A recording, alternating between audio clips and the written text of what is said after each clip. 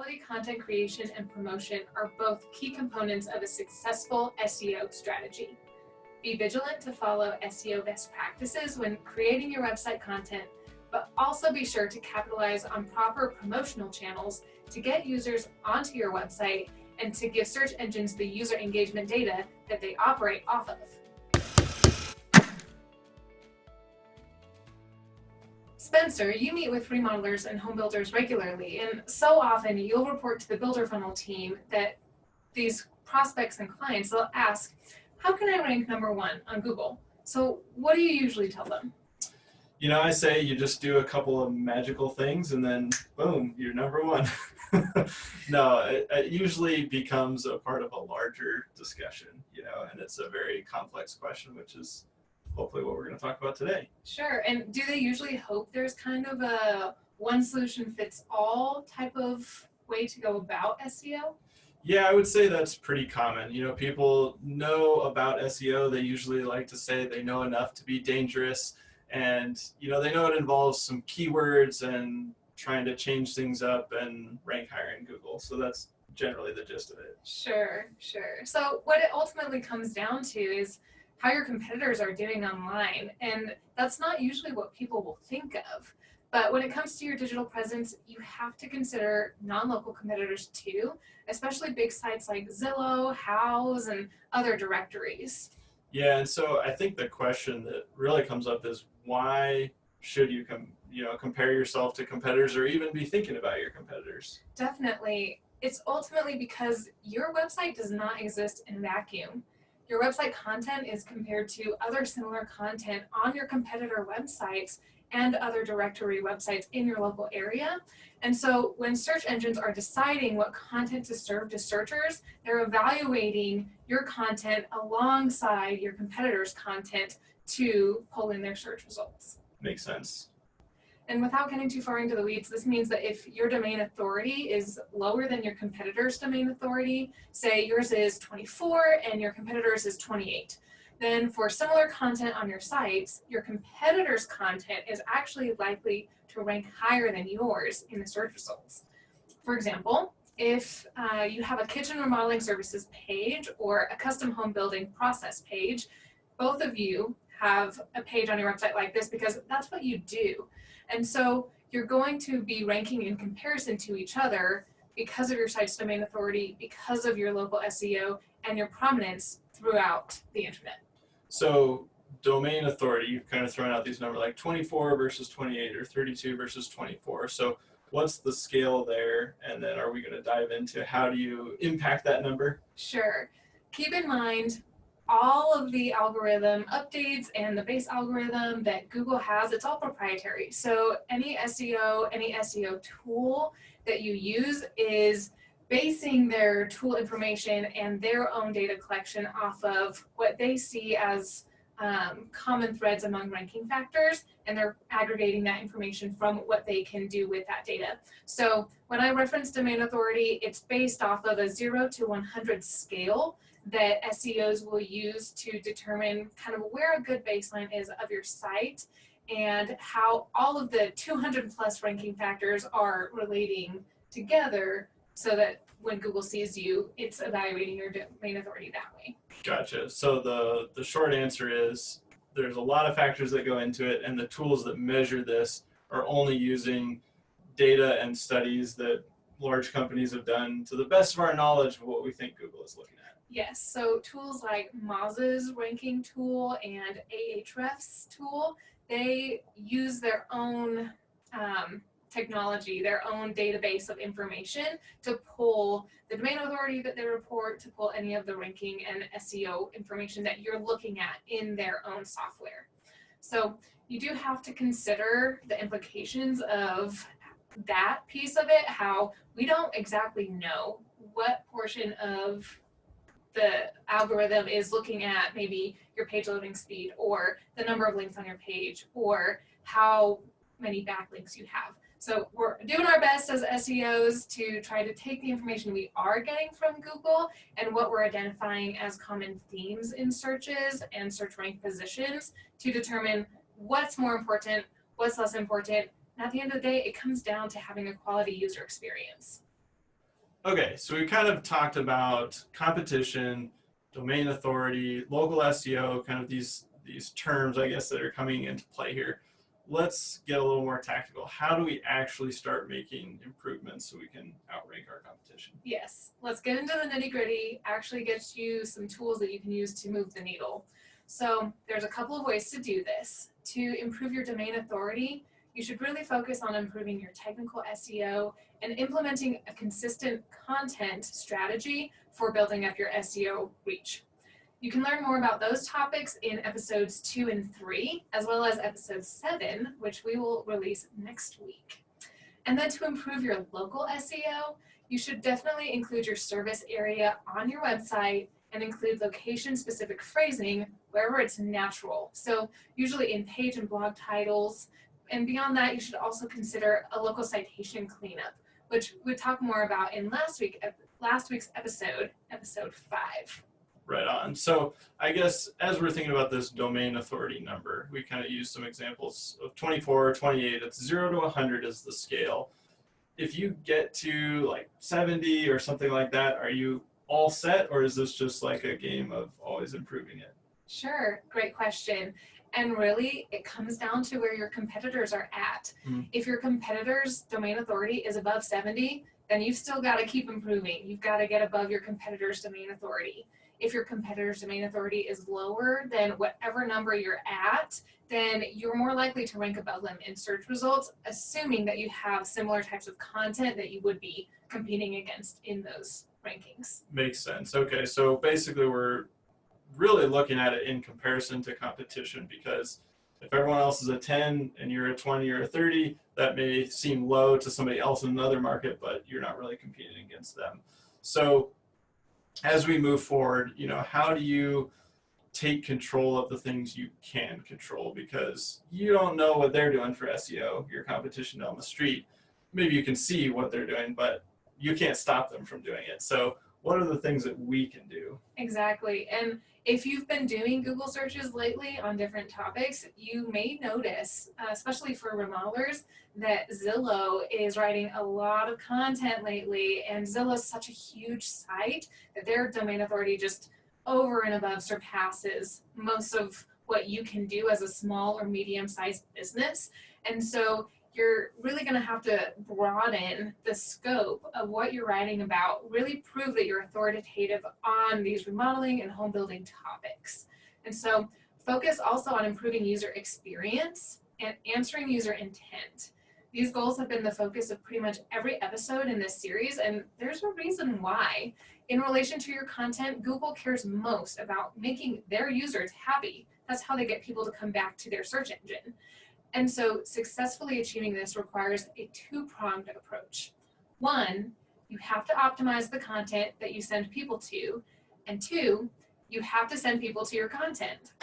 Makes sense. And I'm glad you said that, because a lot of times when I talk to people, they think SEO is just all keywords. They go, oh, I'm putting some keywords on my site, or I'm paying this company and they're doing some keyword stuff. It's all very generic, but the emphasis on content, and that's where you include the keywords. But you have to have something that helps the visitor. And maybe you can correct me, but I always tell people that I'm talking to, Google really cares about just a couple of things. They want to get their users to the best information the fastest they can.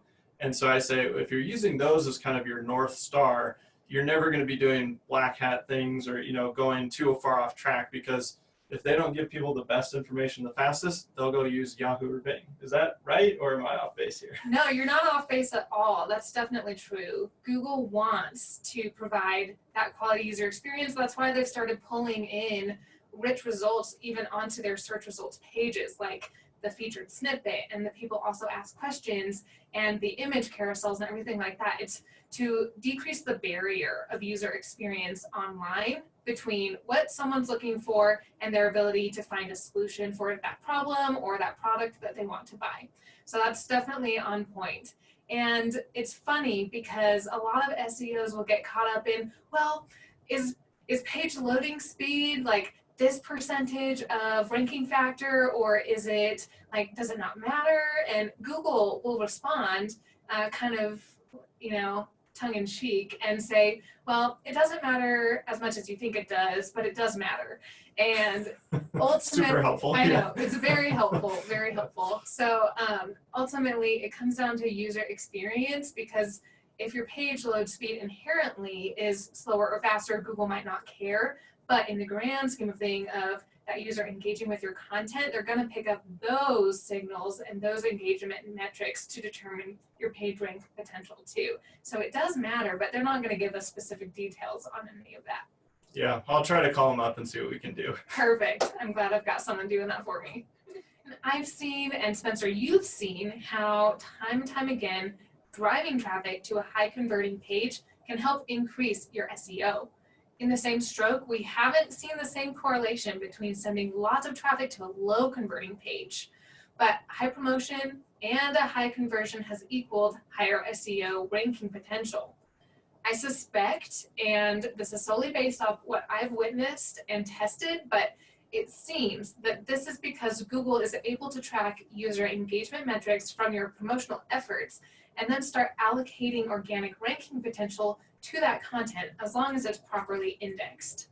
Yeah, it is interesting because, Google, they've got a lot of smart people working on this stuff. And so that's why I like that idea of using these things as a North Star, because sometimes you can get bogged down in the weeds. But if you do start to think about what you're describing, hey, I've got this page, it's super high converting, now I'm going to send more traffic to it. Like if people are spending more time on it, Google sees that as, wow, they're getting some value out of this page, right? They're engaging with it. If they convert, that means they clicked, they filled out a form, they took some action. And so Google likes that because they're going, hey, they completed, whatever this information was, and they wanted more. So they took the next step. Is that kind of where we're going here? Absolutely. 100%.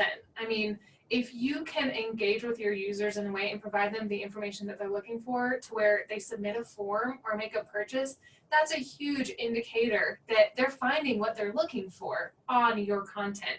And so Google's going to start sending more people to that content to find their answers.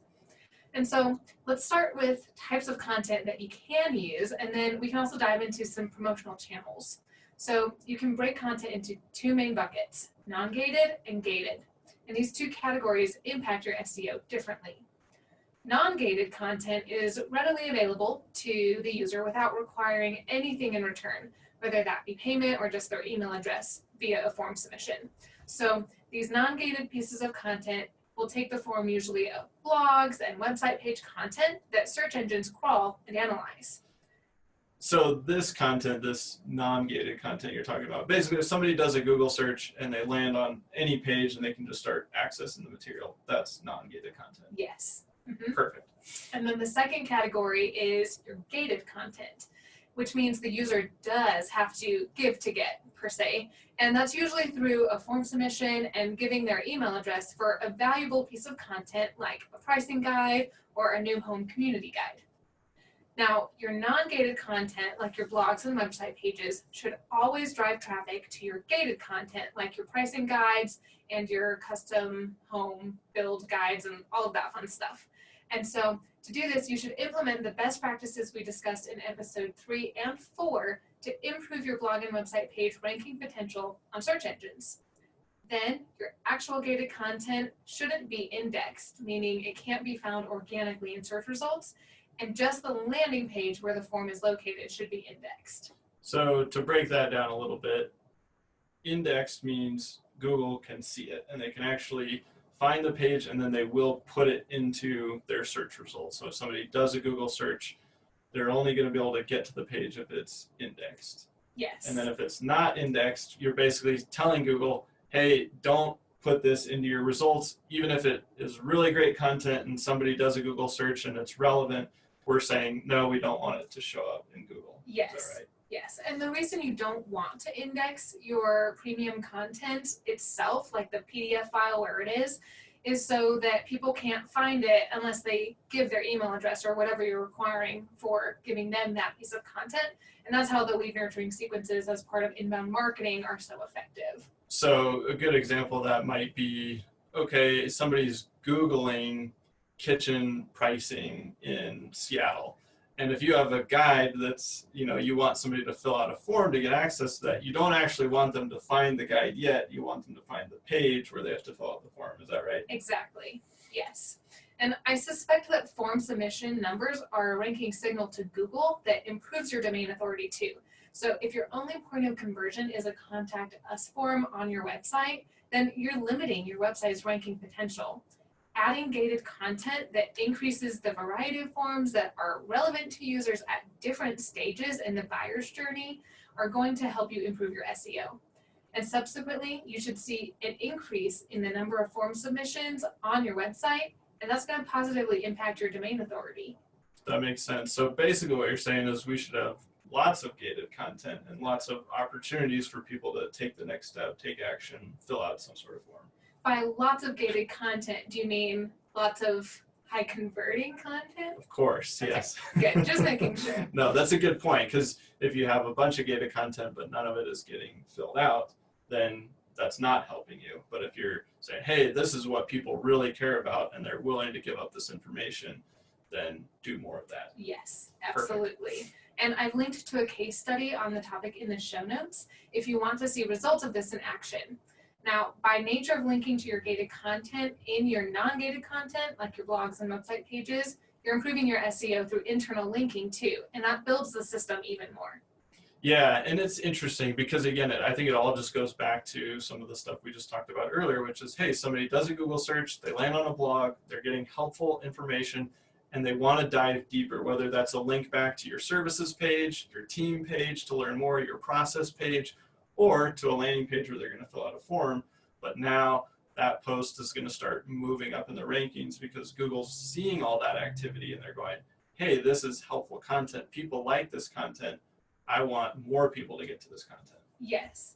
And so that will help organic rankings too. But it begs the question, well, do you need to start promoting your content first so that Google can actually index your content when they see that people are engaging with it, it's answering their questions, they're submitting forms? And I would say yes, you do have to start promoting your content and get people on there from your social media, from your email marketing, from direct visits and direct hits so that your organic ranking potential can increase.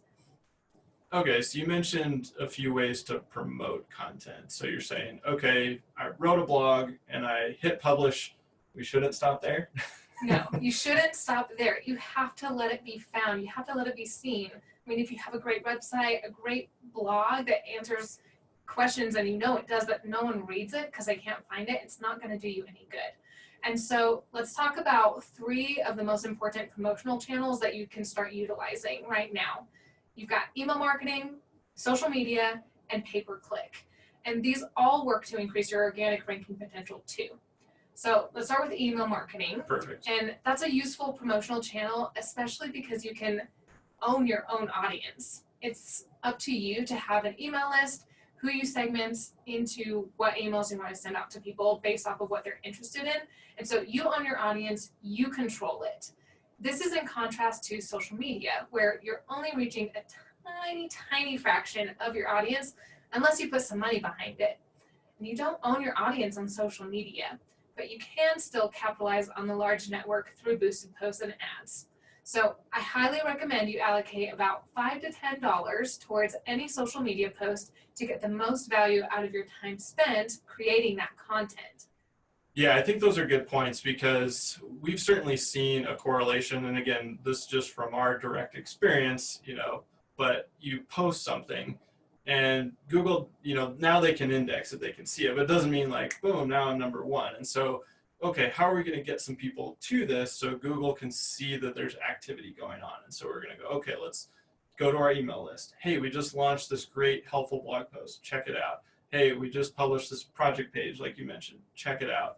And then people will get there. Again, go to social media, boost the post, put a little budget behind it. Unfortunately, Facebook is a little more pay to play these days. They don't release it to all 100 fans or 1,000 fans that you have on your business page. But yeah, once you start getting people to the page, then Google can see what's going on. They see that interaction. And again, if it's built to convert or built to engage and get them to another spot on the site, that can help jump you up a little bit in the rankings. And then you can continue to build on that and start competing over time.